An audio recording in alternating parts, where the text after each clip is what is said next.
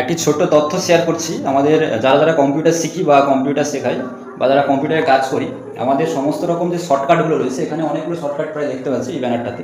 তো এর থেকে আরও অনেক বেশি শর্টকাট রয়েছে কম্পিউটারে, আমরা জানি। তো সেই সমস্ত শর্টকাটগুলো আমরা মনে রাখতে খুবই ডিফিকাল্ট হয়ে যায়। তো সেগুলো আমরা 1 সেকেন্ডে একটি ট্রিক্সের দ্বারা আমরা যদি এক চান্সে বার করে নিতে পারি তাহলে খুবই ভালো হয়। তো আমি সেটাই দেখাচ্ছি আজকে। তো চলুন আমরা কম্পিউটারে দেখে নিই। জাস্ট একটা শর্টকাটের দ্বারা আমরা সমস্ত শর্টকাটগুলো কী করে বার করে নেব।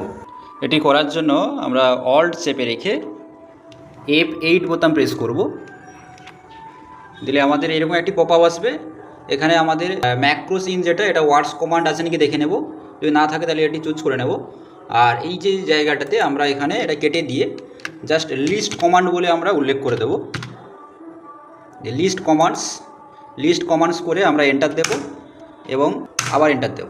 দিলে আমরা কিন্তু সমস্ত, অর্থাৎ কম্পিউটারে যে অল শর্টকাটগুলো রয়েছে সেই সমস্ত শর্টকাটগুলো কিন্তু আমাদের 1 সেকেন্ডের মধ্যে বেরিয়ে আসবে। ধন্যবাদ সবাইকে।